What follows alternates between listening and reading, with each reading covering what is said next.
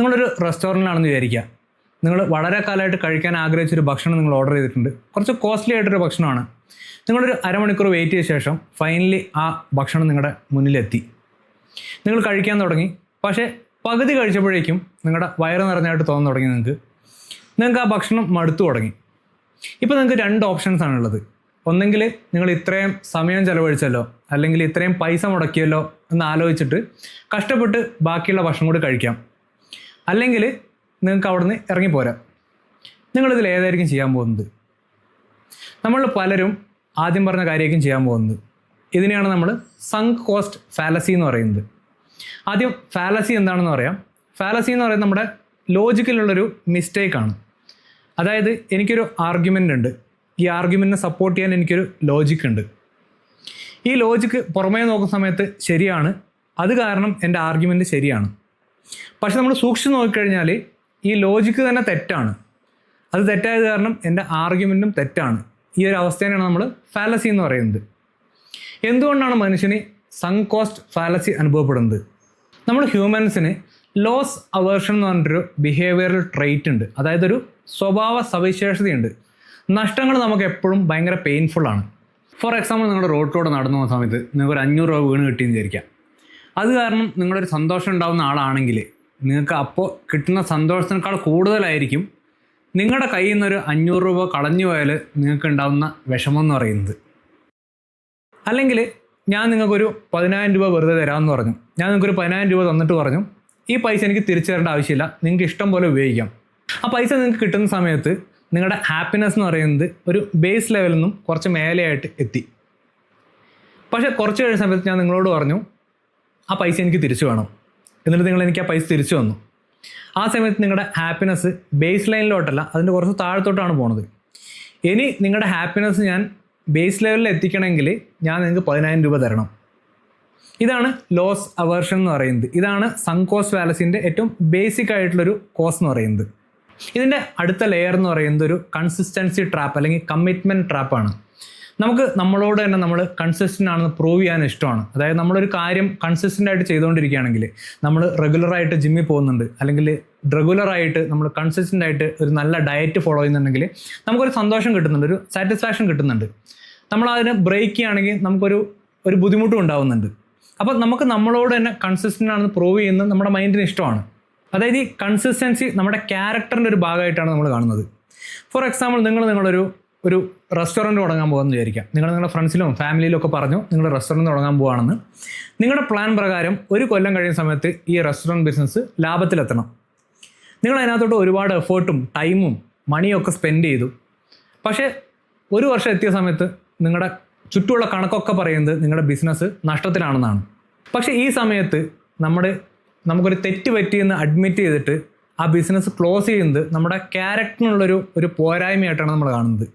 ഇവിടെ cognitive dissonance എന്ന് പറഞ്ഞൊരു കാര്യമുണ്ട്. അതായത് നമുക്ക് എന്തെങ്കിലും കാര്യത്തിനെ പറ്റി, ഒരു ഐഡിയോളജിയെ പറ്റി, അല്ലെങ്കിൽ ഒരു പ്രോസസ്സിനെ പറ്റി കോൺഫ്ലിക്റ്റിംഗ് ആയിട്ടുള്ള, ഓപ്പോസിറ്റ് ആയിട്ടുള്ള 2 തരം തോട്ട്സ് വരുന്നതാണ് നമ്മൾ കോഗ്നിറ്റീവ് ഡിസണൻസ് എന്ന് പറയുന്നത്. ഇവിടെ നമ്മുടെ ഇൻഹറൻ്റ് ആയിട്ട് നമ്മുടെ ഉള്ളിലുള്ളൊരു തോന്നലുണ്ട്, നമ്മൾ സ്മാർട്ടാണ്. നമുക്ക് എല്ലാവർക്കും ഉള്ളൊരു തോന്നലാണ് നമ്മൾ സ്മാർട്ടാണെന്നുള്ളത്. ഇവിടെ രണ്ടാമത്തെ തോട്ട് എന്ന് പറയുന്നത് നമ്മുടെ ബിസിനസ് ഫെയിൽ ആയത് കാരണം നമുക്ക് മറ്റൊരു തോട്ടും കൂടെ ഉണ്ട്, ഞാനൊരു മിസ്റ്റേക്കിൻ്റെ പുറത്ത് കൂടുതൽ സമയം സ്പെൻഡ് ചെയ്തുകൊണ്ടിരിക്കുകയാണെന്നുള്ളത്. ഈ കോഗ്നിറ്റീവ് ഡിസണൻസിനെ ഒഴിവാക്കാൻ വേണ്ടിയിട്ട് നമ്മുടെ മൈൻഡ് ചെയ്യാൻ പോകുന്നത് ഇതിന് രണ്ടിനും അലൈൻ ചെയ്യണമല്ലോ.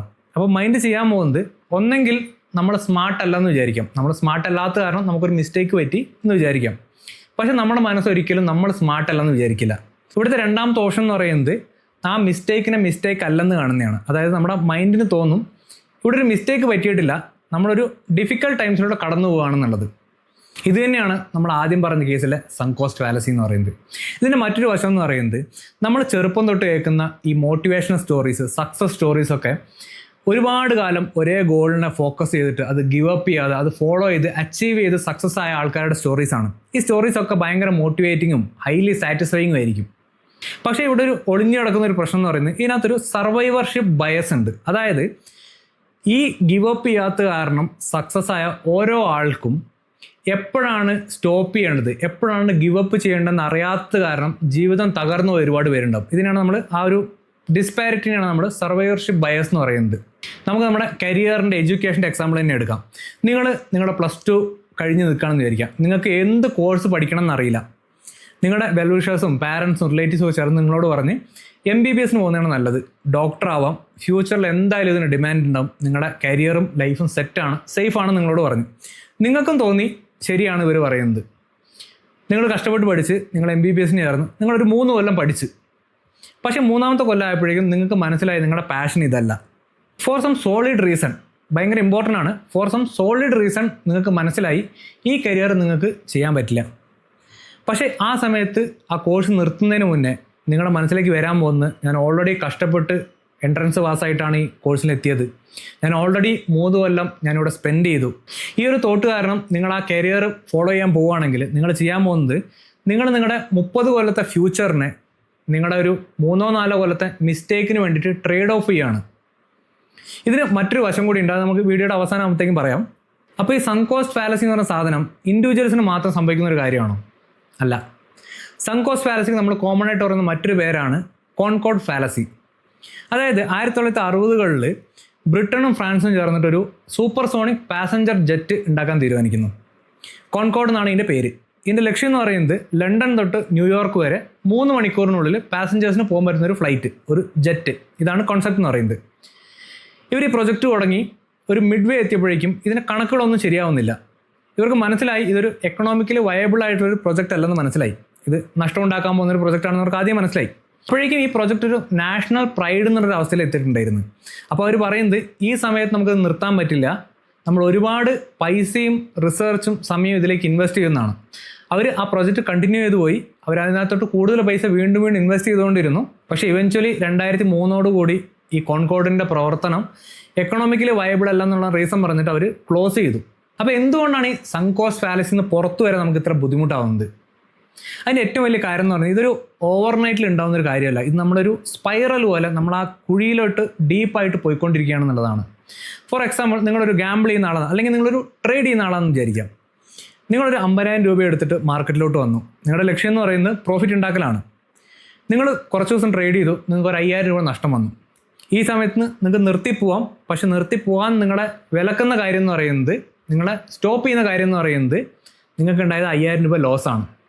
നിങ്ങളുടെ ലക്ഷ്യം എന്ന് പറയുന്നത് നിങ്ങളുടെ ഇൻവെസ്റ്റ്മെൻറ്റിനെ സേഫ് ആക്കുക എന്നുള്ളതാണ്. നിങ്ങൾ പിന്നെയും കണ്ടിന്യൂ ചെയ്തു, നിങ്ങളുടെ നഷ്ടം എന്ന് പറയുന്നത് 10,000 രൂപയായി.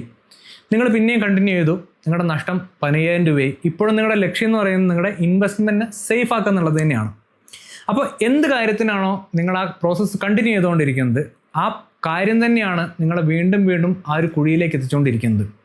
നിങ്ങൾ ഡീപ്പറായിട്ട് പോയിക്കൊണ്ടിരിക്കുകയാണ്. നിങ്ങൾക്ക് ആ കുഴിയിൽ നിന്ന് പുറത്തോട്ട് വരാൻ വേണ്ടിയിട്ട് വീണ്ടും വീണ്ടും ഡിഫിക്കൽട്ടായിട്ട് വരികയാണ്. അപ്പോൾ ഈ പറഞ്ഞ കാര്യങ്ങൾ നമ്മൾ മനസ്സിലാക്കേണ്ട കാര്യം എന്താണ്? നമ്മൾ എന്തെങ്കിലും ഒരു പ്രൊജക്റ്റ് തുടങ്ങി, ഒരു പ്രോസസ്സ് സ്റ്റാർട്ട് ചെയ്തു, പകുതി വഴി എത്തുമ്പോഴേക്കും നമുക്കത് മടുത്തെങ്കിൽ, നമുക്കത് പറ്റില്ല എന്ന് തോന്നിക്കഴിഞ്ഞാൽ നമ്മളത് ഗിവ് അപ്പ് ചെയ്യണമെന്നാണോ? നമ്മളത് സ്റ്റോപ്പ് ചെയ്തിട്ട് വേറെ കാര്യം ചെയ്യാൻ പോകണമെന്നാണോ? അല്ല. നിങ്ങൾ ചെയ്തുകൊണ്ടിരിക്കുന്ന പ്രോസസ്സ് പകുതി വഴിയിൽ നിങ്ങൾക്ക് മടുക്കുന്ന സമയത്ത് നിങ്ങളെ മുന്നോട്ട് പോകാൻ നിങ്ങൾക്ക് പ്രേരിപ്പിക്കുന്ന കാര്യങ്ങൾ, ഞാൻ ഓൾറെഡി ഇതിൽ ഇൻവെസ്റ്റഡ് ആയിരുന്നു, ഞാൻ ഒരുപാട് പൈസയും എഫേർട്ടും സമയവും ഇതിൽ സ്പെൻഡ് ചെയ്തിരുന്നു എന്നുള്ളത് മാത്രമാണെങ്കിൽ ആ പ്രോസസ്സ് കണ്ടിന്യൂ ചെയ്യുന്നതിൽ അർത്ഥമില്ല എന്നുള്ളതാണ്. ഇത് മനസ്സിലാക്കാൻ വേണ്ടി നമ്മൾ കോമൺ ആയിട്ട് ചെയ്യുന്നൊരു മെത്തേഡാണ് ഡേ 0 മെത്തേഡ് എന്ന് പറയുന്നത്. ഡേ 0 മെത്തേഡ് പറയുന്നത്, നിങ്ങളൊരു പ്രോസസ്സിൻ്റെ മിഡ് വേയിൽ എത്തി നിൽക്കുന്ന സമയത്ത്, നിങ്ങൾ ഡൗട്ട്ഫുള്ളായി നിൽക്കുന്ന സമയത്ത്, നിങ്ങൾക്ക് മുന്നോട്ട് പോകണമെന്ന് അറിയാത്തൊരു സമയത്ത് നിങ്ങൾ ചെയ്യേണ്ടത്, നിങ്ങളൊന്ന് ആലോചിച്ച് നോക്കുക, ഈ ഒരു സിറ്റുവേഷനിലേക്ക് ഞാൻ ഇന്നാണ് വന്നത്, ഞാൻ ഇതിന് മുന്നേ ഇതിനകത്തേക്ക് ഒന്നും ഇൻവെസ്റ്റ് ചെയ്യാൻ, എൻ്റെ പൈസയോ സമയം ഒന്നും ഇൻവെസ്റ്റ് ചെയ്തിട്ടില്ലെങ്കിൽ ഈ ഒരു സിറ്റുവേഷനിൽ ഞാൻ ഇതിലേക്ക് ജോയിൻ ചെയ്യുമോ, ഞാനിതിനെ കണ്ടിന്യൂ ചെയ്ത് പോവോ? അപ്പോഴും നിങ്ങൾക്കത് കണ്ടിന്യൂ ചെയ്ത് പോകാൻ വേണ്ടിയിട്ടൊരു റീസൺ ഉണ്ടെങ്കിൽ, ഒരു സോൾഡ് ആയിട്ടുള്ളൊരു റീസൺ ഉണ്ടെങ്കിൽ അത് നിങ്ങൾ കണ്ടിന്യൂ ചെയ്തതിൽ ഒരു തെറ്റുമില്ലെന്നാണ് പറയുന്നത്. അപ്പോൾ അടുത്ത പ്രാവശ്യം ഒരു ഭക്ഷണം കഴിച്ചിട്ട് പകുതി എത്തുമ്പോഴേ മടുത്തു കഴിഞ്ഞാൽ ഒന്ന് ആലോചിച്ച് നോക്കുക, നമ്മളതിൻ്റെ ബാക്കി കഴിച്ചാലും ഇല്ലെങ്കിലും നമ്മൾ ഓൾറെഡി സ്പെൻഡ് ചെയ്ത പൈസയും സമയം നമുക്ക് നഷ്ടപ്പെട്ടു. അല്ലെങ്കിൽ ഒരു സിനിമയ്ക്ക് കയറിയിട്ട് ഇൻ്റർവെൽ ആകുമ്പോഴത്തേക്കും മടുത്തു കഴിഞ്ഞാൽ അവിടെ നിന്ന് ഇറങ്ങി പോരണമെന്ന് ആലോചിച്ചൊരു ഡൗട്ട് ഉണ്ടെങ്കിൽ ആലോചിക്കുക, നമ്മൾ ഓൾറെഡി ടിക്കറ്റിന് കൊടുത്ത പൈസ നഷ്ടപ്പെട്ടു. ഇനി നമ്മൾ അതിൻ്റെ ബാക്കി കാണുകയാണെങ്കിൽ നമ്മുടെ ആ ബാക്കിയുള്ള സമയം കൂടിയാണ് നഷ്ടപ്പെടുന്നത്. ഈ കാര്യങ്ങളൊക്കെ മനസ്സിൽ വെച്ചുകൊണ്ട് നല്ലൊരു തീരുമാനം എടുക്കാൻ പറ്റട്ടെ എന്ന് വിചാരിക്കുന്നു. Thank you.